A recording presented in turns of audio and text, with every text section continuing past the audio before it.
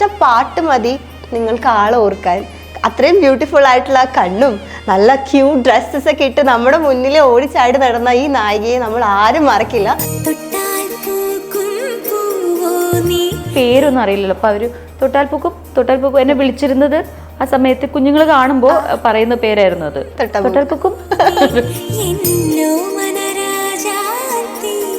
ഞാൻ നിങ്ങളൊരു tag line പറയും, അത് കേൾക്കുമ്പോൾ ഏത് പാട്ടാണ് ആദ്യം മനസ്സിൽ വരുന്നത് അതങ്ങ് പാടുക.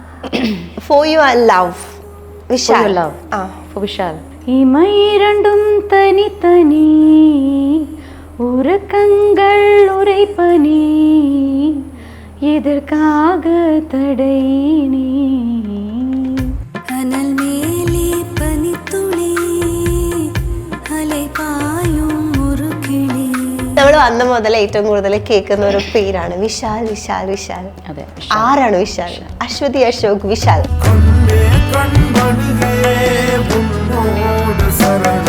എങ്ങനെയായിരുന്നു ലവ്? എപ്പോഴായെന്ന് വെച്ചാൽ അതിൻ്റെ ഒരു മൊമെന്റോ അങ്ങനെ ഒന്നുമില്ല. എപ്പോൾ സംഭവിച്ചു എന്ന് വെച്ചാൽ എന്നോട്ടുള്ള പരിചയം അത് എപ്പോഴായെന്ന് പറഞ്ഞാൽ ഞങ്ങൾ ഒരുമിച്ച് വളർന്നവരാന്ന് തോന്നുന്നു. അങ്ങനെ വളർന്ന് ഇപ്പോഴും ഒരുമിച്ചുണ്ട്. ഒന്ന് കല്യാണം കഴിച്ചു മാത്രം ഇതിനിടയിൽ. അതെ, വിശാല് കുറച്ചും കൂടെ എന്നെക്കാളും പ്രോമിനന്റ് ആയിട്ട് എന്റെ എന്ന് പറഞ്ഞിട്ടുണ്ടെങ്കിൽ പറഞ്ഞ പോലെ എന്നെ അടയാളമൊക്കെ കാണിച്ചു കൊടുക്കണം. വിശാൽ ഇപ്പോഴും കാണാനും ഏകദേശം അതുപോലെ തന്നെ പെട്ടെന്ന് ആൾക്കാർക്ക് റെക്കഗ്നൈസ് ചെയ്യാനും പറ്റും. ഞാൻ ആദ്യമായിട്ടാണ് നമുക്കിനെ കാണുന്നത്. ഓ മൈ ഗോഡ്, എന്ത് ഹാൻഡ്സമാ, എന്ത് രസാ കാണാൻ. ഒരു വല്ലാത്തൊരു തേജസ്സാ അവിടെ നമ്മൾ കാണുമ്പോൾ. ഉരുകുമെന്നഴലിനു തണലു തൂകുവാൻ മഴമുകിലായി വന്നു നീ.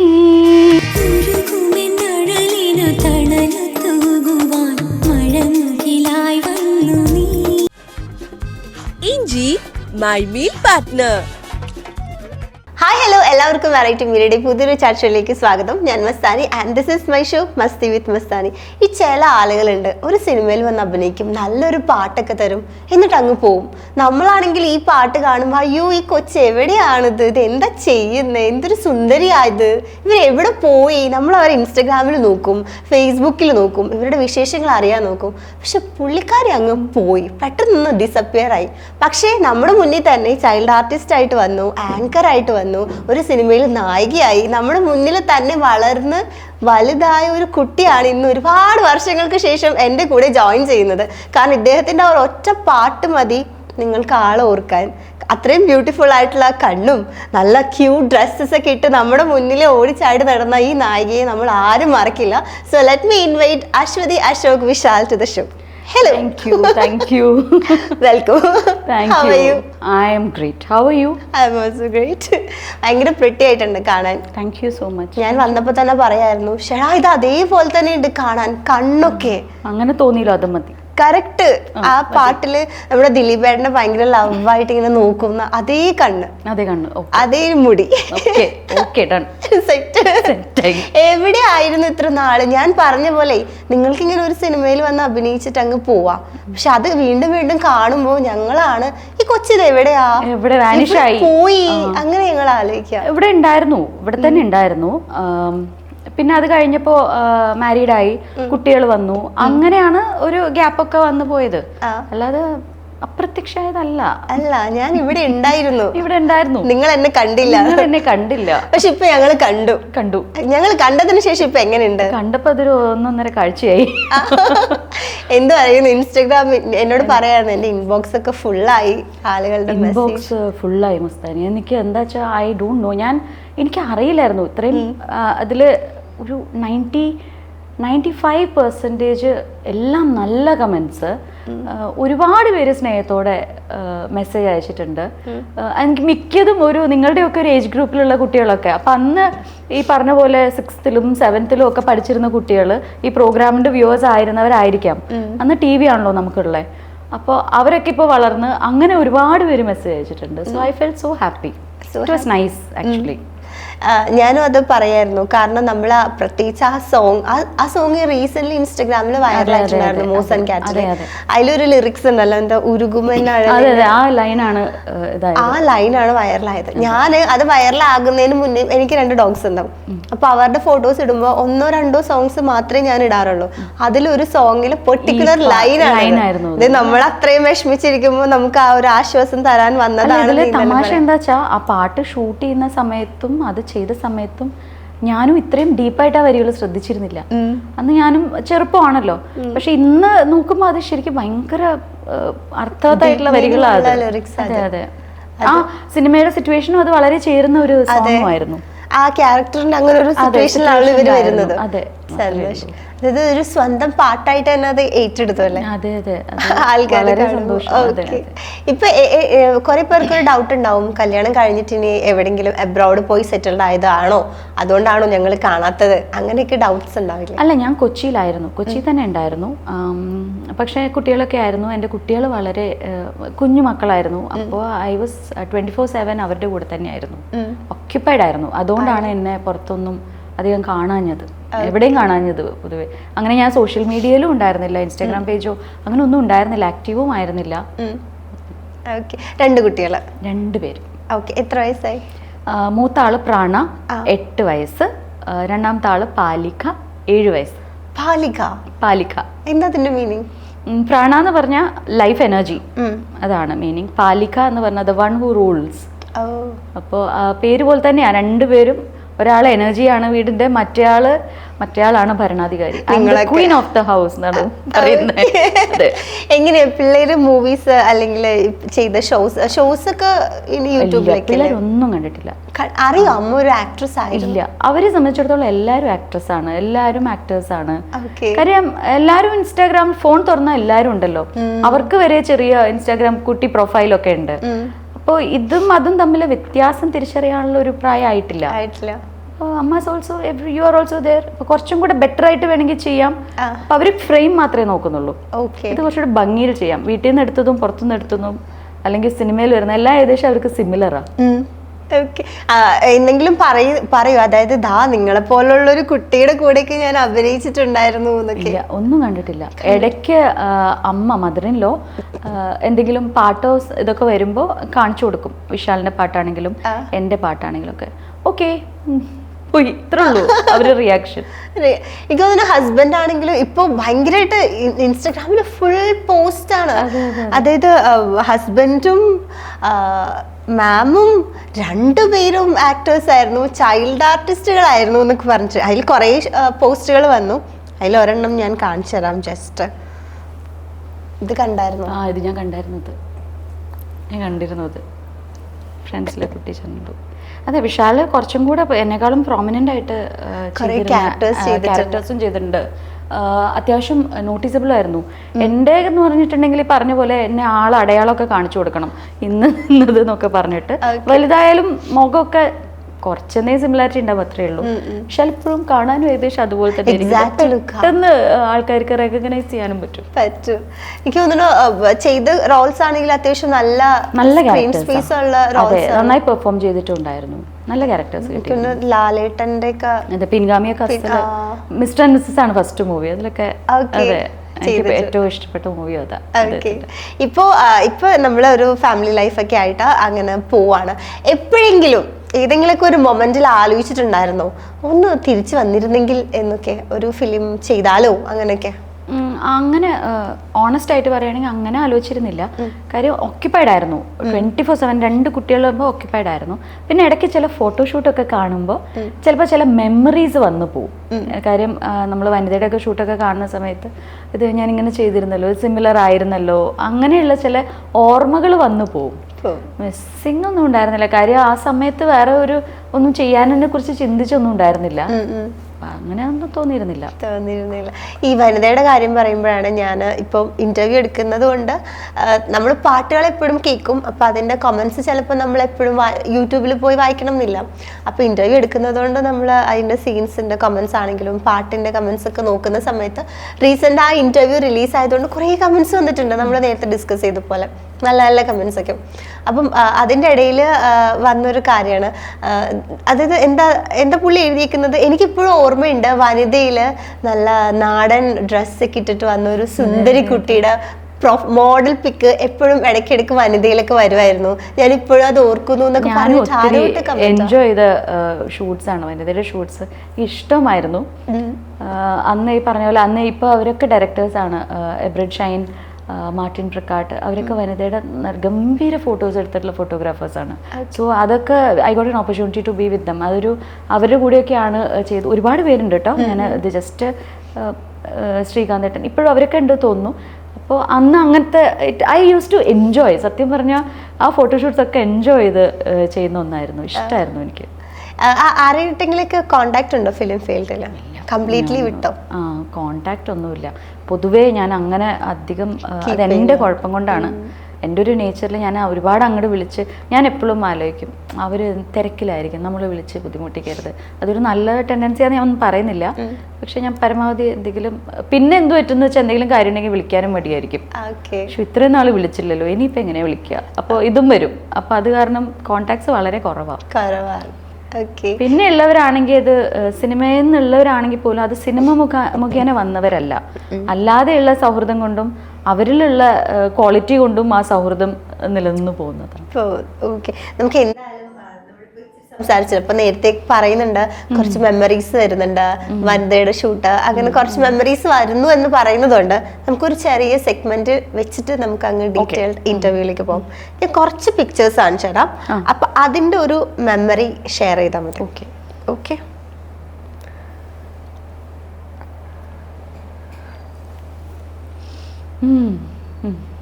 മമ്മൂട്ടി സാറിൻ്റെ കൂടെയുള്ള പിക്ചർ. ഇതിൻ്റെ മെമ്മറി എന്ന് പറഞ്ഞാൽ ഞാൻ ആദ്യമായിട്ടാണ് മമ്മൂക്കനെ കാണുന്നത്. അപ്പോൾ ഞാൻ കുഞ്ഞാണ്. അപ്പോൾ എനിക്ക് കാണുമ്പോൾ എനിക്ക് പേടിയാണ് കാണുമ്പോൾ. കാര്യം ഇതായിരുന്നു ഇതല്ല ഞാൻ കണ്ട ഔട്ട്. കാര്യം അന്ന് 2 ഷൂട്ട്സ് എടുക്കുന്നുണ്ടായിരുന്നു, ഇതിൻ്റെ ക്ലൈമാക്സിലുള്ള ഷോട്ടും ഈ ഷോട്ടും. അപ്പോൾ എനിക്ക് അദ്ദേഹത്തിൻ്റെ കൂടെ പോയി ഒരു ഫോട്ടോ എടുത്താൽ കൊള്ളാമെന്ന് ആഗ്രഹമുണ്ട്. പക്ഷെ പേടി, പോവാനും പറയാനും ഒക്കെ പേടി. അപ്പോൾ ആദ്യം ആ ക്ലൈമാക്സിലുള്ള ആ ഒരു വേഷപകർച്ചയിലാണ് വന്നിരിക്കുന്നത്. അപ്പോൾ തിരിച്ചു വരുന്ന ആ ഷോട്ടാണ് അവിടെ നിന്ന് എടുക്കുന്നത്. ഞാൻ എൻ്റെ ഓർമ്മയിലുള്ളതാട്ടോ ഞാൻ പറയുന്നത്. അപ്പോൾ അത് കഴിഞ്ഞപ്പോൾ പുള്ളി പറഞ്ഞു ഒരു 10 മിനിറ്റ് വെയിറ്റ് ചെയ്യൂ എന്ന് പറഞ്ഞിട്ട്. അപ്പോൾ അത് കഴിഞ്ഞപ്പോൾ അച്ഛനും ഉണ്ട് എൻ്റെ കൂടെ. അപ്പോൾ അത് കഴിഞ്ഞപ്പോൾ പുള്ളി വന്നു ഈ ഡ്രസ്സിൽ ഇതുപോലെ വെൽ ഡ്രസ്ഡ് ആയിട്ട്, ആ ഒരു ടീച്ചർ രീതിയിൽ പുള്ളി വന്നു. പ്രൊഫസർ, ഓ മൈ ഗോഡ്, എന്ത് ഹാൻഡ്സമാ, എന്ത് രസമാണ് കാണാൻ. ഒരു വല്ലാത്തൊരു തേജസ്സാണ് അവിടെ നമ്മൾ കാണുമ്പോൾ. പക്ഷേ എനിക്കെന്തോ എനിക്കൊരിത്തിരി പേടിയായിരുന്നു എപ്പോഴും. വേറെ നല്ല നമുക്ക് പെട്ടെന്ന് അങ്ങോട്ട് പോയി സംസാരിക്കാൻ ഉള്ളൊരു മടിയൊക്കെ ആയിരുന്നു. But then he was very nice. ആ ഒരു ക്യാരക്ടറിൻ്റെ ഒരു ഇത് ഉൾക്കൊണ്ടിരിക്കുന്ന ഒരു സമയമായിരുന്നത് കൊണ്ടായിരിക്കാം. ഇതൊക്കെയാണ് ആ ഓർമ്മകൾ. ഓക്കെ. എനിക്ക് തോന്നുന്നു ആ സിനിമയിൽ ആനി അല്ലെ, ആനി മാമിന്റെ ഒരു ക്യാരക്ടറും ശോഭന മാം. അതെ അതെ അതെ, അതൊരു ബ്യൂട്ടിഫുൾ മൂവിയാണ്. അതെ, ഗംഭീര സിനിമയാണ്. അതൊക്കെ ഭാഗ്യം കൊണ്ട് അതിൻ്റെയൊക്കെ ഒരു ബിറ്റില് വരാൻ സാധിച്ചത്. ഓക്കെ. എനിക്ക് ഭയങ്കര ഇഷ്ടമുള്ളൊരു, എനിക്ക് കുറച്ചും കൂടി ആനി മാമിന്റെ ക്യാരക്ടർ ഭയങ്കര ഇഷ്ടം. ഭയങ്കര ബബ്ലി ആയിട്ടുള്ള ഒരു ക്യാരക്ടർ, സുന്ദരിയായിരുന്നു അതില് മാമിനെ കാണാൻ. സത്യം, രണ്ടുപേരും അതെ, ഭയങ്കര ഭംഗിയായിരുന്നു. ഓക്കെ. ഇത് ഗോഡ് ഫാദറിലെ ഇതിന്റെ ഒരു കോമഡി എന്ന് പറഞ്ഞാൽ എനിക്ക് 2.5 വയസ്സേ ഉള്ളൂ. അപ്പോൾ ഇതിൽ ഒരു ഷോട്ട് ഉണ്ട്, ഒരു വലിയൊരു കിണറുണ്ട് അവിടെ, ഉണ്ടാക്കിയിരിക്കുന്ന കിണറാണ്. 2.5 വയസ്സിലെ എൻ്റെ സ്വന്തം ഓർമ്മയാട്ടോ ഞാൻ പറയുന്നത്, ആരും പറഞ്ഞു തന്നതല്ല. 2.5 വയസ്സിലെ എൻ്റെ ട്രോമ. ഇവർ ഈ കിണറൊക്കെ ഉണ്ടാക്കി വെച്ചപ്പോൾ ആരൊക്കെ എന്നോട് പറഞ്ഞിട്ടുണ്ട്, നമ്മൾ കിണറിൽ വീണാൽ മരിക്കും. അതാണ് എനിക്ക് കേട്ടിരിക്കുന്നത്. ഈ ഉണ്ടാക്കി വെച്ച കിണറിൽ വെള്ളമൊന്നുമില്ല, ജസ്റ്റ് മണ്ണാണ്. അപ്പോൾ എന്നെ ഇവർ കിണറിൽ ഇറക്കി നിർത്തി. അപ്പൊ എൻ്റെ മനസ്സിൽ ഞാൻ മരിച്ചു. കാര്യം കിണറിൽ വീണാൽ മരിക്കുമല്ലോ. അപ്പൊ എന്നെ ആ കിണറ്റിൽ ഇറക്കി നിർത്തി. ഇവരൊക്കെ ചിരിക്കും. അപ്പൊ ഞാനിങ്ങനെ കൈയിട്ട് ആരെങ്കിലും എന്നെ ഒന്ന് എടുക്ക്, രക്ഷപ്പെടുത്ത്. അപ്പൊ അത് എനിക്കിപ്പോഴും മനസ്സിൽ ഓർമ്മയുണ്ട്, ആ ഒരു ആർട്ടിഫിഷ്യൽ കിണറും. അപ്പൊ ഞാൻ ആദ്യം അമ്മേനോടൊക്കെ പറയുമ്പോൾ അമ്മയ്ക്കൊക്കെ നിനക്ക് അത്രയൊക്കെ ഓർമ്മയുണ്ടോ? ഞാൻ പറഞ്ഞുണ്ട്, നിങ്ങളെല്ലാവരും കൂടി എന്നെ കിണറ്റിൽ ഇട്ടിട്ടില്ലേ. അത് ഭയങ്കര ട്രോമ. അത് ഞാൻ ഇപ്പോഴും ഓർക്കുന്നുണ്ട്. 2.5 വയസ്സാണെങ്കിലും ചില ഓർമ്മകൾ മനസ്സിൽ നിൽക്കുന്നു, മനസ്സിലായത് എനിക്ക് അപ്പോഴും. പിന്നീട് എപ്പോഴാ ഒരു ട്രോമ മാറിയത്? വലുതായി കഴിഞ്ഞപ്പോൾ നമുക്ക് അറിയാം. പക്ഷെ എനിക്ക് ആ സമയത്ത് ഇപ്പോഴും ഞാൻ ഓർക്കുന്നുണ്ട്, ഞാൻ ഇങ്ങനെ ചുറ്റിനൊക്കെ നോക്കി ആരെങ്കിലും രക്ഷിക്കും. അയ്യടാ. ഓ, ഓക്കെ, നെക്സ്റ്റ് വൺ. പവിത്രം. ചേട്ടച്ചൻ. ചേട്ടച്ചൻ ഒരുപാട് സീൻസ് ഒന്നും ലാൽ സാറിൻ്റെ കൂടെ ഉണ്ടായിരുന്നില്ല. അപ്പോൾ കുറച്ച് പാട്ടിലും ഇതിലൊക്കെ ആയിരുന്നു. എനിക്ക് അങ്ങനെ അധികം ഓർമ്മയായിട്ട് പറയാനില്ല. പക്ഷെ ഹി വാസ് വെരി സ്വീറ്റ്. ഈ ഫോട്ടോ ഒക്കെ എടുത്ത് ഞാൻ ലാസ്റ്റ് ഒരു പിക്ക് ഞാൻ സാറിനോട് എടുത്തോട്ടെ എന്നൊക്കെ ചോദിച്ചു. അന്ന് കുഞ്ഞല്ലേ നമ്മൾ. He was very sweet person. പിന്നെ അത് കഴിഞ്ഞ് മോസൻ ക്യാറ്റിൻ്റെ സെറ്റിൻ്റെ സമയത്ത് അദ്ദേഹം ഫസൽ സാറിനെ കാണാൻ വന്നിരുന്നു. അപ്പോൾ ഇതൊന്നും പറഞ്ഞൊന്നുമില്ല. അപ്പോൾ ജസ്റ്റ് കണ്ട് ഹായ് ഒക്കെ വിഷ് ചെയ്തു പോന്നു. അയ്യോടാ, എനിക്ക് തോന്നുന്നു നിങ്ങൾ രണ്ടുപേരും ലാലേട്ടന്റെ കൂടെ ആക്ട് ചെയ്തിട്ടുണ്ടല്ലേ? ലാലേട്ടന്റെ ചെറുപ്പകാലം ഏറ്റവും കൂടുതൽ ചേരുമായിരുന്നു എന്നൊക്കെ പറഞ്ഞു ആ സമയത്ത്. അതെ, പിൻഗാമിയില് ചെയ്തു. ഓക്കെ, ഇതിപ്പോ റീസെന്റ് പോസ്റ്റ് ചെയ്തതിന്ന് ഞാൻ എടുത്തോ. ഇത് ഞാൻ ദിലീപേട്ടനെ ആദ്യമായിട്ട് കാണുന്നത് അന്ന് അവിടെ വെച്ചിട്ടാ, ആ സെറ്റിൽ വെച്ചിട്ട് പാട്ട് സീനിലാണ് പുള്ളിയെ ഞാൻ ആദ്യമായിട്ട് കാണുന്നത്. അപ്പോൾ ഫാസിൽ സാറെ പരിചയപ്പെടുത്തി ഇതാണ് നായിക എന്നൊക്കെ പുള്ളിയെ കണ്ടിട്ടുണ്ടാവുമായിരിക്കും, കാണിച്ചു കൊടുത്തിട്ടുണ്ടാവുമായിരിക്കും. അപ്പോൾ അത് കഴിഞ്ഞ് അപ്പം തന്നെ വന്ന ഫോട്ടോഷൂട്ട് ഞങ്ങൾ ചെയ്തതായിരുന്നു. പാട്ടിൻ്റെ ഇടയിലായിരുന്നു അത്. അതെ, കോസ്റ്റ്യൂം വീഗാലാൻഡിൽ വെച്ചിട്ട്. എനിക്ക് തോന്നുന്നു ആ സിനിമയിലാണ് ഇങ്ങനെ വരുന്ന ഒരു കർട്ടൻ ബാങ്ക്സ് ഒക്കെ ട്രെൻഡ് വന്നത്. എനിക്ക് എന്താ വെച്ചാൽ നല്ല ലോങ് ഹെയർ ആയിരുന്നു. അപ്പൊ മുടി വെട്ടാനും ഇഷ്ടമല്ല, എന്നാൽ നമുക്ക് ആ പ്രായത്തിൽ ഷോർട്ട് ഹെയർ വേണമെന്ന് ഭയങ്കര ആഗ്രഹമായിരിക്കും. അപ്പോൾ അങ്ങനെ ഞാൻ പോയിട്ട് എനിക്ക് ഫ്രണ്ടിൽ നോക്കിയാൽ ഷോർട്ടും വേണം, ബാക്കിൽ നോക്കിയാൽ ലോങ്ങും വേണം, അങ്ങനെ ഇത് ചെയ്ത് അങ്ങനെ എടുത്തതാ ആ ഹെയർ സ്റ്റൈല്. നമുക്ക് ശരിയാ, നമുക്ക് ആ പ്രായത്തില് മുടി വെട്ടണം തോന്നും. വെട്ടി കഴിയുമ്പോൾ വല്ലാത്തൊരു റിഗ്രറ്റ്. അതുപോലെ ഞാൻ വെട്ടിയത് വളരുന്നില്ല. അത് ചിലപ്പോ വരില്ല, ചിലപ്പോ അങ്ങനെ ആ ഹെയർ സ്റ്റൈല്. പക്ഷെ അത്യാവശ്യം നല്ല മുടിയായിരുന്നു, നീണ്ട മുടിയായിരുന്നു. അത് റിയൽ ഹെയർ അല്ല? അത് റിയൽ ഹെയർ, എന്റെ എല്ലാം റിയൽ ഹെയർ. അതാ പറയുന്നേ, ആ ക്യാരക്ടറിന്റെ ആണെങ്കിലും കണ്ണ്, മുടി, ഡ്രസ്, അത് നമ്മള് ഗേൾസും വായി നോക്കിയിരിക്കും. അങ്ങനത്തെ ഒരു ക്യാരക്ടറാ. മറ്റേ ഇവര് സാറിന്റെ പോർട്രേറ്റിന്റെ ഭംഗി, അതെ, കോസ്റ്റ്യൂം സെലക്ഷൻ ഒക്കെ അത് അടിപൊളിയായിരുന്നു. ഞാൻ ഈ പാട്ട് പറയുന്നത് വെച്ചാൽ നമ്മളിപ്പോ പുറത്ത് പോകുമ്പോ, ഇപ്പൊ പേരൻസ് ആരെങ്കിലും ഒക്കെ ഷോപ്പിലൊക്കെ പോകുമ്പോൾ നമ്മൾ വീട്ടിലാണെങ്കിൽ ഇങ്ങനെ പറയും, ആദ്യമൊക്കെ നമ്മൾ പറയും മിഠായി വാങ്ങിച്ചിട്ട് വേണം, ഇപ്പൊ നമ്മള് 5 സ്റ്റാർ മിൽക്ക് ഷേക്ക്, ആ ഒരു പാട്ട് നമ്മള് പാടിക്കൊടുക്കും. അത് ഞാനിപ്പോ ഷെയർ ചെയ്തതാ. അത് പറയാൻ ഈസി അല്ല. നമ്മള് 2 ഡയറി മിൽക്ക്, ഇതിപ്പോ നമുക്ക് ലിസ്റ്റ് കൊടുക്കും, ആ പാട്ട് അങ്ങ് ഇട്ട് കൊടുത്താൽ മതി. അങ്ങനെ ഒരു യൂസ് ഉണ്ടായിരുന്നു ആ പാട്ട്. നിങ്ങൾ അറിഞ്ഞില്ല? ആ സിനിമയില്, അതായത് ആ സിനിമയ്ക്ക് ശേഷം അതിലെ ഹീറോയിനും പെട്ടെന്ന് ഡിസപ്പിയർ ആയി. അതിലെ കുട്ടിയും കുറച്ച് കഴിഞ്ഞിട്ട് പിന്നെ നമ്മൾ ആ കുട്ടീനെയും കാണുന്നില്ല. അവള് പഠിക്കുകയാണ്, നിവേദിത പഠിക്കുകയായിരുന്നു. ഇപ്പൊ എനിക്കറിയില്ല, കോണ്ടാക്ട് ഇല്ല. ഞാൻ അവര് അബുദാബിയിലാണെന്നാണ് മനസ്സിലാക്കിയത്. പുറത്താണ് എന്തായാലും. അപ്പോൾ അതിന് ആ ഒരു ഏജ് അല്ലേ, പഠിക്കുന്ന ഏജ് ആവുമ്പോൾ കുട്ടികൾ എന്തായാലും അതുമായിട്ട് കണ്ടിന്യൂ ചെയ്ത് പോകുമല്ലോ. ഇപ്പം എന്താ ചെയ്യുന്നതെന്ന് എനിക്കറിയില്ല. അമ്മ കുറച്ച് ഫേസ്ബുക്കിലുണ്ടായിരുന്നു. സോ ആൻറ്റിയായിട്ട് എപ്പോഴെങ്കിലും ഒരു ചിറ്റാറ്റ് വരുമ്പോഴാണ് കാണുന്നത്, അല്ലെങ്കിൽ ഫോട്ടോസ് വല്ലതും കാണുമ്പോൾ. ഓക്കെ, അങ്ങനെ നമ്മൾ ചൈൽഡ് ആർട്ടിസ്റ്റ് ആയിട്ട് കുറേ സിനിമകളൊക്കെ ചെയ്തിട്ട് പിന്നെ ആങ്കറിങ്ങിലേക്ക് വന്നു. അതെങ്ങനെയാണ് വന്നത്? അത് ആങ്കറിങ് ചെയ്യാൻ ഇഷ്ടം ഉണ്ടായിട്ട് അപ്ലൈ ചെയ്തതാണോ? അങ്ങനെയല്ല, ഞാൻ തമിഴ്നാട്ടിലാണ് പഠിച്ചത്. അപ്പോൾ എനിക്ക് തമിഴ് നന്നായിട്ട് അറിയാം.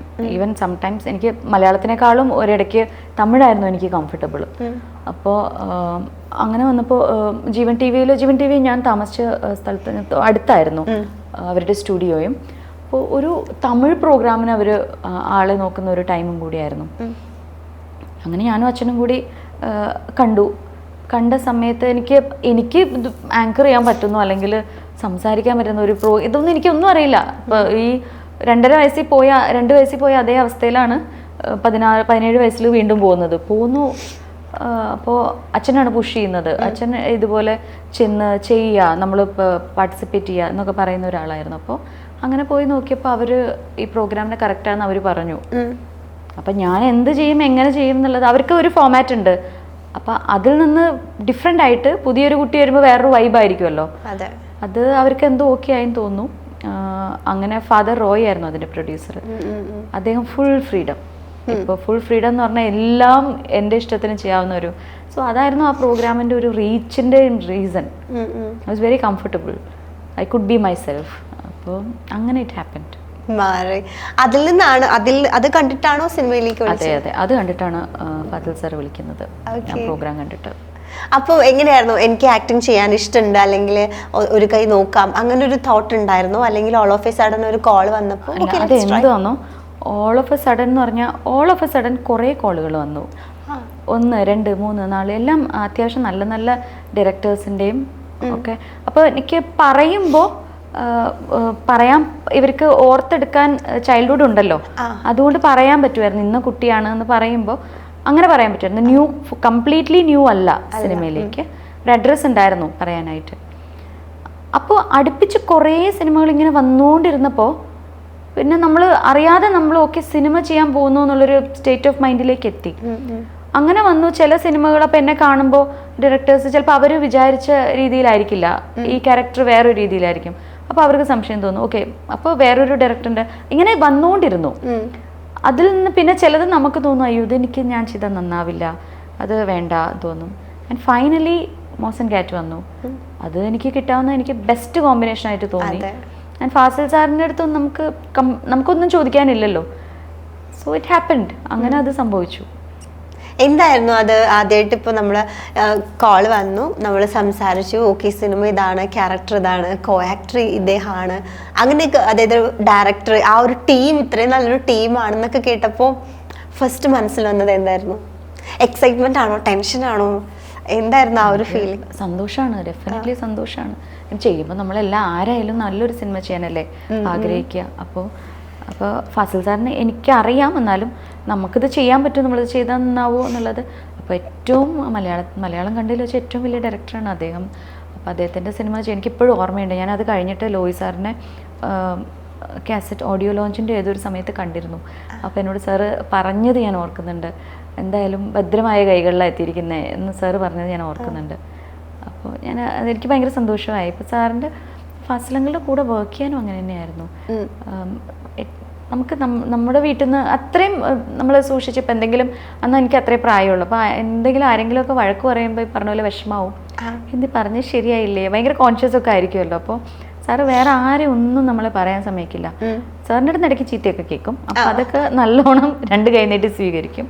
പക്ഷെ വേറൊരാൾക്ക് നമ്മളൊന്നും പറയാൻ പറ്റില്ല, സെറ്റിൽ ഒരു കാര്യം ഉണ്ടാൻ സമ്മതിക്കില്ല. എന്തെങ്കിലും ആരെങ്കിലും പറയുന്നതിൽ ഒരു ചെറിയ ടോണിൽ വ്യത്യാസം വന്നാൽ പോലും സാറ് പറയും, അത് ഞാൻ പറഞ്ഞു കൊടുത്തോളാം, ഞാൻ നോക്കിക്കോളാം. സോ അതൊരു ഭയങ്കര ഒരു സെക്യൂരിറ്റി, നമുക്കൊരു സെക്യൂർഡ് ഫീലായിരുന്നു. വഴക്ക് കേട്ടാലും നമുക്ക് നമ്മുടെ അച്ഛൻ്റെ അമ്മയുടെ അടുത്ത് മാത്രം കിട്ടുമ്പോൾ വലിയ കുഴപ്പമില്ലല്ലോ, അങ്ങനെ ഒരു ഇതായിരുന്നു. ഓക്കെ, അപ്പോൾ എന്തായാലും ഞാനൊരു കുഞ്ഞു സെഗ്മെന്റ് തരാം, വേറൊരു സെഗ്മെന്റ്. അതിലെന്താണെന്ന് വെച്ചാൽ ഞാൻ കുറച്ച് സിറ്റുവേഷൻസ്, അതായത് ഞാനിങ്ങനെ ഒരു ടാഗ് ലൈൻ പറയും, അത് കേൾക്കുമ്പോൾ ഏത് പാട്ടാണ് ആദ്യം മനസ്സിൽ വരുന്നത് അതങ്ങ് പാടുക. ഒന്നും ആലോചിക്കണ്ട, വരികളൊക്കെ ഇതിൽ തീരുമാനമാവും കഴിഞ്ഞ പ്ലേ ബാക്ക് സിംഗർ ആവോ ഇല്ലയോ എന്ന്. അയ്യോ അങ്ങനെ ഓക്കെ. അതായത് ഈ പാട്ട് എന്നെ ഒരുപാട് ഹാപ്പി ആക്കും. അതേത് പാട്ടാ? അതായത് അശ്വതി എന്ന ആളെ ഈ ഒരു പാട്ട് ഒരുപാട് ഹാപ്പി. എനിക്ക് ലിറിക്സ് കറക്റ്റ് ആണോന്ന് അറിയില്ല, നോക്കി പാടണമെങ്കിൽ പാടാം. അത് പാട്ട് ഏത് ആ പാട്ട് എനിക്ക് വെറുതെ ഇരിക്കുമ്പോ പെട്ടെന്നൊരു പാട്ട് കേൾക്കാൻ തോന്നിയ ആ പാട്ട് കേൾക്കാനാണ് ഇഷ്ടം. ഓക്കെ, അതൊരു മൂഡ് കുറച്ചും കൂടി ഹാപ്പി ആക്കും, റിലാക്സ്ഡ് ആക്കും. ഹാപ്പിനെസിനെക്കാളും ഞാനൊരു റിലാക്സ്ഡ് ആണ് പ്രിഫർ ചെയ്യുന്നത്. ക്വസ്റ്റ്യൻ കറക്റ്റ് ആയിരുന്നോ? എന്റെ ഉത്തരം കറക്റ്റ് ആണോ? മതിയോ? ഹാപ്പിനെസ് റിലാക്സ് ചെയ്തിരുന്നാലും ഈ ഏജിൽ കുറച്ചും കൂടി റിലാക്സേഷൻ ആണെന്ന് തോന്നുന്നു പ്രിഫർ ചെയ്യുന്നത്. Okay, next. അതെ, നമ്മുടെ എനർജി ഡൗൺ ആയിട്ടിരിക്കുന്ന സമയത്ത് ഈ പാട്ട് കേട്ടാൽ എൻ്റെ എനർജി അങ്ങ് ബൂസ്റ്റ് ആവും, പിന്നെ ഞാൻ ആക്റ്റീവ് ആവും. അത് ഇത് പാട്ടായിരിക്കും. എനിക്ക് സത്യം പറഞ്ഞാൽ എനിക്ക് എനർജി ലോ ആയിരിക്കുന്ന അവസ്ഥകളില്ല. 2 പേരാണ് വീട്ടിലുള്ളത്, ഫുൾ ഇതാ. അപ്പോൾ എനിക്ക് സത്യം പറഞ്ഞാൽ എനർജി ഹൈ ആയിരിക്കുമ്പോൾ കുറച്ച് സമാധാനം തോന്നാൻ ഏത് പാട്ടാ കേൾക്കാറെന്നായിരിക്കും. ചോദ്യം തെറ്റിപ്പോയി, അതായിക്കോട്ടെ ചോദ്യം. എനർജി കൂടിപ്പോയാൽ സമാധാനം തോന്നാൻ ഏത് പാട്ടാ കേൾക്കുന്നത് അതല്ലേ? അങ്ങനെയൊക്കെ ചോദിച്ചാൽ പിന്നെയും എന്റെ വീട്ടിലെ എനർജി കുറച്ച് കൂടുതലോ, ഈ പാട്ട് കേട്ട് ഞാനത് കുറക്കും. ഫുൾ എനർജിയാണ്, ഞങ്ങൾ ഫുൾ ടൈം ഓണാ. രാവിലെ 7 മണിക്ക് തുടങ്ങിയ 8:30 രാത്രി ബെഡിൽ എത്തുന്ന വരെ പടന്ന വീട്ടില് ഫുൾ ടൈം. അപ്പോൾ ഇപ്പം എനിക്ക് റീസെൻ്റ്ലി എനിക്ക് നടക്കാൻ പോകുമ്പോഴും അങ്ങനെയൊക്കെ ആകുമ്പോൾ കുറച്ചൊരു വൈബ് കിട്ടാനൊക്കെ ആയിട്ട് കൂടവാസം അതെനിക്ക് കേൾക്കാൻ ഇഷ്ടം. ഞാൻ നടന്നു പോകുമ്പോൾ ഒക്കെ നടത്തത്തിനൊരു സ്പീഡൊക്കെ വരുന്ന പോലെ തോന്നാറുണ്ട്. അങ്ങനെയാണെങ്കിൽ ആലോചിച്ച് പറയണം എനിക്ക്. A song feels like a hug. This song? ഒരു വാം ഹഗ് കിട്ടിയ ഫീലുള്ള ഒരു സോങ്. തിൻറലേ തിൻറലേ മെല്ലനീ വീസ് പൂവുടൻ മെല്ലനീ പേസ് கரையின் மடியில் நதியும் தூங்கும் கவலை மறந்து தூங்கு இரவின் മടിയിൽ പോരെ അവിടെ വെച്ച് നിർത്താം. എനിക്ക് ഈ പാട്ട് ആക്ച്വലി ഭയങ്കര നൊസ്റ്റാൾജിയാണ്. ഞാൻ ഒരു ഈ പറഞ്ഞ പോലെ 6ാം ക്ലാസ്സിലും 7ാം ക്ലാസ്സിലൊക്കെ പഠിക്കുമ്പോൾ അന്ന് നമുക്ക് ടേപ്പ് റെക്കോർഡറേ ഉള്ളൂ. എന്നും രാത്രി ഞാൻ ഉറങ്ങുന്നത് ഈ പാട്ട് കേട്ടിട്ടായിരുന്നു. ഒരുപാട് വർഷം ഇപ്പോഴും അതെ. ചില ദിവസമൊക്കെ സമാധാനമായിട്ട് കുറച്ചു നേരം കിടന്നുറങ്ങുമ്പോൾ ഞാൻ ഈ പാട്ട് വെച്ചിട്ട് കിടക്കും. അതിനുശേഷം ഞാനായിട്ട് ഇനീഷ്യേറ്റീവ് എടുത്തിട്ട് ആദ്യമായിട്ട് ഒരാൾക്ക് മെസ്സേജ് ചെയ്തത് ഉണ്ണികൃഷ്ണൻ സാറിനായിരുന്നു. കാര്യം ഒരു കാലഘട്ടത്തിൽ ഞാൻ ഉറങ്ങിയിരുന്ന മുഴുവൻ ഈ പാട്ട് കേട്ടിട്ടായിരുന്നു. ഞാൻ അദ്ദേഹത്തിന് എനിക്ക് ആ ഒരു ഭയങ്കര ഗ്രേറ്റ്ഫുൾ ആയിട്ട് ഫീൽ ചെയ്തിട്ട് ഞാൻ മെസ്സേജ് അയച്ചിരുന്നു സാറിന്. സാറിന് ഞാൻ കണ്ടിട്ടുണ്ട് മീൻസ് അദ്ദേഹം ത്യാഗരാജ കച്ചേരിയിൽ പാടിയപ്പോൾ ഞാൻ ഇരുന്ന് കേട്ടിട്ടുണ്ട്, അല്ലാതെ പരിചയമില്ല.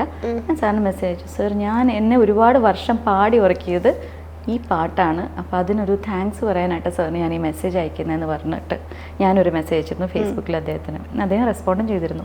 ഓർമ്മയുണ്ടാവില്ലായിരിക്കും, പക്ഷേ ഭയങ്കര ഇഷ്ടമായി പാട്ട്. For your love, Vishal.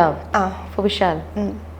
അനൽ മേലെ പനിത്തുളി അലൈപായും ഒരു കിളി വരം തേടും മഴിത്തുളി ഇവൈതാനേ ഇവളിനി ഇമൈരണ്ടും തനി തനി ഉറക്കങ്ങൾ ഉரைப்பனி എதற்காக തടை നീ.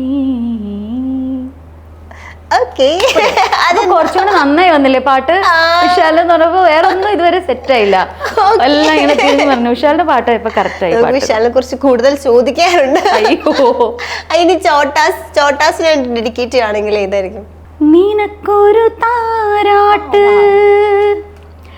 ഇവളൊരു പൂന്തൊട്ടിൽ ഇടയിലെന്തേ മിഴിയാകെ ഈറനൂറുന്നു ഏതുമേ താങ്ങുമേ ഭൂമി ഞാനില്ലയോ നിൻ കനവിൻ കൂടെ വാഴും ദേവസംഗീതമാണു ഞാൻ. അത്രേ ഉള്ളൂ. ഇതിൽ ആക്ട് ചെയ്തിട്ടില്ലേ?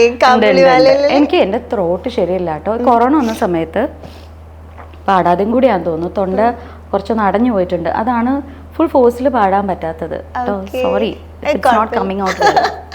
കാബൂളിവാലയില് വിനീതേട്ടന്റെ ചെറുപ്പകാലം ഉണ്ണിക്കുട്ടൻ, സോമൻ സാറിന്റെയും ശ്രീവിദ്യ മാമിന്റെയും മകനായിട്ട് അഭിനയിച്ചത് ഈ മകളാണ്. അതെന്താ വെച്ചാൽ സിദ്ദിഖ് ലാൽ കൂട്ടുകെട്ടിൽ വന്ന സിനിമയല്ലേ, അങ്ങനെ ആയിരിക്കാം അവസരം വന്നത്. അപ്പൊ എങ്ങനെ ഒരു പെൺകുട്ടീനെ അതിലേക്ക് വിളിച്ചത്? അന്നൊക്കെ ഒത്തിരി പേരുണ്ടായിരുന്നു അങ്ങനെ പെൺകുട്ടികളും ആൺകുട്ടികളായിട്ട് അഭിനയിക്കുന്നവര്. ഒരു പക്ഷേ പരിചയത്തിന്റെ പുറത്തും കൂടി ആയിരിക്കാം, കംഫർട്ടായിരിക്കും, അല്ലെങ്കിൽ പെട്ടെന്ന് വിളിച്ച് നമ്മളെന്നും സ്ഥിരമായിട്ട് ചെയ്യുമ്പോൾ അങ്ങനെ വരുമല്ലോ, അതായിരിക്കാം, എനിക്കറിയില്ല. അന്ന് അങ്ങനെ ഒരുപാട് പേരുണ്ടായിരുന്നു. അല്ലാതെ ആൺകുട്ടികൾ ഉണ്ടില്ല എന്നല്ല, ഇപ്പൊ വിശാൽ ഉണ്ടായിരുന്നു, വേറെയും ഒരുപാട് ആർട്ടിസ്റ്റ് ഉണ്ടായിരുന്നു. ബട്ട് എന്നെ പോലെ ചെയ്യുന്ന ഒത്തിരി പെൺകുട്ടികൾ ഉണ്ടായിരുന്നു ആൺകുട്ടികളുടെ വേഷം. അത് ഞാൻ ആ ഇന്റർവ്യൂ കണ്ടപ്പോഴും ഞാൻ അറിയുന്നത് അതായിരുന്നു ക്യാരക്ടർ. അപ്പോഴും ഞാൻ ആലോചിച്ചു അതെന്താ പെൺകുട്ടിയെ വിളിച്ച്. ചിലപ്പോ അവർക്ക് അറിയുന്ന കംഫർട്ട്. ഓക്കെ, ഇപ്പൊ എന്തായാലും ഒരു കംബാക്ക് നടത്തിയിരിക്കുകയാണ്. അപ്പൊ പ്രേക്ഷകർ ഒരുപാട് മെസ്സേജസ് അയക്കുന്നുണ്ട്, അവരവരുടെ സ്നേഹമൊക്കെ അറിയിക്കുന്നുണ്ട്. അപ്പൊ അവർക്ക് വേണ്ടിയിട്ട് ഒരു സോങ് ഡെഡിക്കേറ്റ് ചെയ്യാൻ പറഞ്ഞതായിരിക്കും. ഞാൻ ആലോചിക്കാം ഞാൻ ഏത് പാട്ട്. ഇതെന്താന്ന് പറയോ, പാട്ട് ഉണ്ടായാൽ മാത്രം പോരല്ലോ, ഇത് ഞാൻ പാടുകയും കൂടെ വേണ്ടേ, അതാണല്ലോ ഇതില്. എനിക്കാണെങ്കിൽ തൊണ്ട പാടാനും പറ്റണ്ടേ. അപ്പൊ ഉരുകുമെന്നഴലിനു തണലു തൂകുവാൻ മഴമുകിലായി വന്നു നീ, കഥനം നിറയുന്ന വേദിയിലൊരു ചെറുകഥയുമായി വന്നു നീ. ഞാൻ അതിൽ നിർത്താം. ആക്ച്വലി ഞാൻ വിചാരിച്ചു ഇത് പാടുന്നു. ഉണ്ടല്ലേ, അപ്പൊ ടെലിപ്പതി കറക്റ്റാ. എനിക്ക് ഈ ചോദ്യം എഴുതിയപ്പോൾ തന്നെ എനിക്ക് ഉറപ്പായിരുന്നു ഈ പാട്ടിൽ ഈ ലിറിക്സ് തന്നെ പാടുന്നു. ആണല്ലേ? പക്ഷെ ഇത് അത്ര വൈറലായിരുന്നു ഈ അടുത്ത് വരെ. അത് ഈ പറഞ്ഞ പാട്ടിന്റെ സത്യം പറഞ്ഞാൽ ഞാൻ പറഞ്ഞില്ലേ, ഇത് ഇത്ര മനോഹരമായ വരികള് കൈതപ്രം സാർ അത് എഴുതിയിരിക്കുന്നത്. അത് എനിക്ക് തിരിച്ചറിയാൻ ഒരു പ്രായം എത്തേണ്ടി വന്നു. അന്ന് നമ്മളിത് കേട്ട് പോണു, ഷൂട്ട് ചെയ്യുന്നു, അങ്ങനെ പോകുന്നു എന്നല്ലാതെ ഇത്രയും ഡെപ്തിൽ ഭയങ്കര ഭയങ്കര ബ്യൂട്ടിഫുൾ. ആ മൂവിയായിട്ട് വളരെ കണക്ട് ചെയ്തിരിക്കുന്ന ലൈൻസ് അത്. അത് റീച്ച് ചില the song deserves it. Swetha അതാണെങ്കിൽ ഗംഭീരമായിട്ട് പാടിയിട്ടുണ്ട്. എന്ത് രസമായിട്ടാണ് പാടിയിരിക്കുന്നത്. എനിക്ക് ആ സൗണ്ട് ആ ക്യാരക്ടർ നല്ലതായിട്ട് ചെയ്യുന്നുണ്ട്. അത് മൊത്തത്തിൽ നമുക്ക് ആ ഒരു ഫീൽ കിട്ടുന്നുണ്ട്. ശരിക്കും നമുക്ക് ലവ്ഡ് വൺസിനൊക്കെ ഡെഡിക്കേറ്റ് ചെയ്യാൻ പറ്റിയ ഒരു സോങ്, നല്ല ലിറിക്സാ. ഓക്കെ, അപ്പൊ ആക്ച്വലി നല്ല ബ്യൂട്ടിഫുൾ ആയിട്ട് പാടുന്നുണ്ട്. അപ്പം ഇതെങ്ങനെ ഇടയ്ക്ക് പാടി ഇത് പ്രാക്ടീസ് ചെയ്യാറുണ്ടോ? ഇല്ല, അതാണിപ്പോ ഇപ്പൊ പാടുമ്പോ അത് ശരിക്കും പാട്ട് അറിയുന്ന ആരെങ്കിലും ഒക്കെ ആണെങ്കിൽ, എന്നെ പാടി കേട്ടിട്ടുള്ളവരും ആണെങ്കിൽ ഒരു ചൂരലും കൊണ്ടുവരും. എന്നിട്ട് അത് മടി കിട്ടാനുള്ള വഴിയാണ് എൻ്റെ കാര്യം. ഞാൻ ക്ലാസിക്കൽ പഠിച്ചിട്ടുണ്ട്, അത്യാവശ്യം വലിയ കുഴപ്പമില്ലാത്തൊരു ശബ്ദമുണ്ട്. പക്ഷെ പ്രാക്ടീസ് ഉണ്ടായിരുന്നില്ല, പ്രാക്ടീസ് ചെയ്യാറില്ല. അതിൻ്റെ അപ്പോൾ ഒരു കൊറോണ ഒക്കെ വന്നപ്പോൾ നല്ല ബുദ്ധിമുട്ടുണ്ടായിരുന്നു, തൊണ്ടവേദനയും തൊണ്ടയടപ്പൊക്കെ. അത് കഴിഞ്ഞ് ശരിക്കും ശബ്ദമൊന്നും തുറന്നിട്ടുമില്ല. അത് എഫേർട്ട് എടുത്ത്. അപ്പോൾ വിശാലൊക്കെ ഇടയ്ക്ക് പറയും, ഒരു 4 തവണ പാടിയാ തൊണ്ട അങ്ങ് തുറക്കും, അങ്ങ് പാട് എന്ന് പറയും. ഇപ്പൊ പാടാം പക്ഷെ ഇപ്പൊ ഒന്നും വന്നിട്ടില്ല. അതാണ് ഇന്നിപ്പോ അന്ന് ഒരു 2 ആഴ്ച മുമ്പ് പാടിക്കഴിഞ്ഞാൽ ഇന്നിപ്പോ പറയുമ്പോഴായിരിക്കും ഒരു പാട്ട് പാടുന്നത്. അങ്ങനെ അറിഞ്ഞൂടാ, അത് പാടണം, ചെയ്യണം. അപ്പൊ എന്താ വെച്ചാൽ ചിലതൊക്കെ നമുക്ക് ഇൻബോൺ ടാലന്റ് ആണല്ലോ. ഞാനത് വടിയെടുത്ത് അടിക്കുമെന്ന് പറഞ്ഞാൽ വേറൊന്നും കൊണ്ടല്ല, നമ്മളൊരു പിന്നണി ഗായിക ആവാനോ അല്ല വേറൊന്നും കൊണ്ടല്ല. നമുക്ക് ദൈവം ചില കഴിവുകളെ തരുന്നത്. അത് നമ്മൾ വിനിയോഗിക്കാതിരിക്കുമ്പോൾ അതിന്റെ വാല്യൂ അറിയുന്ന ഒരാൾക്ക് ഉറപ്പായിട്ടും വിഷമം തോന്നും. അപ്പൊ അത് ഞാനത് തിരിച്ചറിയുന്നു, ഞാൻ ശ്രമിക്കാം. അപ്പൊ ആർക്കെങ്കിലും പരാതി തോന്നുന്നുണ്ടെങ്കിൽ സത്യമായിട്ട് ഞാൻ ശ്രമിച്ച് ഞാൻ നന്നാവും. അതെ, ഇത് ഞാൻ കുറെ വർഷങ്ങളോട്ട് ഇന്നോട്ട് അങ്ങ് പാടി തുടങ്ങാൻ പോവാ. ഇത് കഴിഞ്ഞിട്ട് വേണം നമ്മൾ ഈ ന്യൂ ഇയറിന് ജിമ്മിൽ പോവാന്ന് ജിമ്മിൽ പോന്ന് പറഞ്ഞ പോലെ ഇന്നോട്ട് പാടും. എല്ലാ ദിവസവും പാടി ഒരു പാട്ട്, എല്ലാ ദിവസവും ഒരു പാട്ടെങ്കിലും. മസ്താനി പറഞ്ഞിട്ടുണ്ട്. അപ്പൊ ഞാൻ ഇനി മസ്താനിക്ക് വേണ്ടി ഡെയിലി ഞാൻ പാട്ട് പാടി ഉറപ്പ്. നമ്മൾ വന്ന മുതൽ ഏറ്റവും കൂടുതൽ കേൾക്കുന്ന ഒരു പേരാണ് വിശാൽ. വിശാൽ വിശാൽ അതെ. ആരാണ് വിശാൽ? അശ്വതി അശോക് വിശാൽ. അതെ, വിശാൽ ഹസ്ബൻഡ് ആണ്. വിശാലിന്റെ ഹസ്ബൻഡാണ്. ഒരു ചൈൽഡ് ആർട്ടിസ്റ്റ് ആണ്. അദ്ദേഹം അതിനുശേഷം സ്കൂളിംഗ് കഴിഞ്ഞു. He finished his engineering and he is into business. അപ്പം അദ്ദേഹം അങ്ങനെ കരിയറായിട്ട് സിനിമ പെർസ്യൂ ചെയ്തില്ല. പിന്നെ പഠിക്കാനായിട്ട് അബ്രോഡ് പോയി. അങ്ങനെ എഞ്ചിനീയറിംഗ് കഴിഞ്ഞ് MBA ഒക്കെ കഴിഞ്ഞതിന് ശേഷം സ്വന്തമായിട്ട് സ്റ്റാർട്ടപ്പ് സ്റ്റാർട്ട് ചെയ്ത് he loves doing that. He is very passionate about it. അപ്പോൾ കംപ്ലീറ്റ്ലി ഒരു മനുഷ്യൻ അത് അവനവൻ്റെ വർക്കിലേക്ക് ഡെഡിക്കേറ്റ് ചെയ്ത് പോകുന്നത് ഒരു kind of A person. That's what Vishal is. Okay. And നിങ്ങളുടെ ലവ് മാരേജ് ആയിരുന്നു? ലവ് മാരേജ് ആയിരുന്നു. എങ്ങനെയായിരുന്നു ലവ്? എങ്ങനെയായിരുന്നു? ഇത് ഫിലിം ആക്ടിങ്ങിന്റെ ഇടയിൽ ഞങ്ങൾ ആക്ച്വലി ഞാൻ 3ാം ക്ലാസ്സിൽ പഠിക്കുമ്പോഴാണ് ആദ്യമായിട്ട് വിശാലിനെ കാണുന്നത്. അപ്പോൾ വിശാൽ 4ാം ക്ലാസ്സിൽ പഠിക്കാൻ സിബി സാറിൻ്റെ ഒരു മൂവിയിൽ ഒരുമിച്ച് അഭിനയിച്ചു, കാണാക്കിനാവിൽ, ചേട്ടനും അനിയത്തിയായിട്ട്. അപ്പോൾ മുകേഷ് ചേട്ടൻ്റെ മക്കള് മുരളി സാറും സുകന്യ മാമും കൂടി എടുത്ത് വളർത്തുന്ന ഒരു മൂവിയായിരുന്നു. അപ്പോൾ അതിൽ ചേട്ടനും അനിയത്തിയായിട്ട് അഭിനയിച്ചു. അതിനുശേഷം ഞങ്ങളൊരു സീരിയലും ഒരുമിച്ച് അഭിനയിച്ചിട്ടുണ്ട്. എനിക്ക് എൻ്റെ പേരിപ്പോൾ പെട്ടെന്ന് ഓർമ്മയില്ല. അപ്പോൾ നമ്മൾ കണ്ട് പരിചയമുണ്ട്, ഫാമിലി ഫ്രണ്ട്സാണ്. എറണാകുളത്തായിരുന്നു താമസിച്ചിരുന്നത് 2 കൂട്ടരും. അപ്പോൾ ആ സമയത്തൊക്കെ ഇടയ്ക്ക് വന്നു പോവും. പിന്നെ ഞാൻ തമിഴ്നാട്ടിൽ പഠിച്ചപ്പോൾ നാട്ടിലെപ്പോഴെങ്കിലും വരുമ്പോൾ അവരെ കണ്ടിട്ടുണ്ട്, അങ്ങനെയൊക്കെ. അതിനുശേഷം ഞാൻ എൻ്റെ +2 ഒക്കെ ആയപ്പോഴേക്കും ഞങ്ങൾ തിരിച്ചു വന്നു അവിടുന്ന്. അപ്പോൾ പണ്ട് പരിചയം നമ്മൾ പുതുക്കി. പിന്നെ അതിനുശേഷം ഞങ്ങൾ നല്ല ഫ്രണ്ട്സ് ആയിരുന്നു. പിന്നെ ഫ്രണ്ട്ഷിപ്പ് എപ്പോഴായെന്ന് വെച്ചാൽ അതിൻ്റെ ഒരു മൊമെൻറ്റോ അങ്ങനെ ഒന്നുമില്ല. എപ്പോൾ സംഭവിച്ചു എന്ന് വെച്ചാൽ എന്നോട്ടുള്ള പരിചയം അത് എപ്പോഴായെന്ന് പറഞ്ഞാൽ ഞങ്ങൾ ഒരുമിച്ച് വളർന്നവരാന്ന് തോന്നുന്നു. അങ്ങനെ വളർന്ന് ഇപ്പോഴും ഒരുമിച്ചായി. കല്യാണം കഴിച്ചു മാത്രം ഇതിനിടയിൽ. അപ്പൊ 3ാം ക്ലാസ് മുതലുള്ള ആ ഒരു പരിചയം ഇപ്പൊ ടോട്ടൽ ഒരുപാട് ഇയേഴ്സ് ആയില്ലേ അല്ലേ? ഒരുപാട് ഇയേഴ്സ് ആയി. 3ാം ക്ലാസ് മുതൽ കൂട്ടിയാൽ ഇപ്പൊ എന്റെ മോക്ക് 8 വയസ്സ്. 10-25 വർഷം. അവിടുന്ന് കൂട്ടുകയാണെങ്കിൽ 10-25 വർഷം കൂട്ടാം. അത് ഭയങ്കര ഒരു വലിയൊരു അത് ഞാനും അത് ആലോചിച്ചത്. We have been together four തന്നെ ഓൾമോസ്റ്റ് ഒരു 19 years. വി ആർ ഇൻ തന്നെ ഒരു 19 years ആയി. കല്യാണം കഴിഞ്ഞിട്ട് ഓൾമോസ്റ്റ് ഇപ്പോൾ ഒരു 9 years ആയി. ഓക്കെ. ഇപ്പൊ 10 years ഓഫ് റിലേഷൻഷിപ്പ് ഉണ്ടായിരുന്നു? 10 ഒന്നുമല്ല, 17, മോർ ദാൻ 10. അതാ ഞാൻ പറഞ്ഞത്, ഒരു 10-18 വയസ്സ് തൊട്ട് we were in the so called love. Yeah. Okay. So we were together. Ah. Yeah. Inji, my meal partner.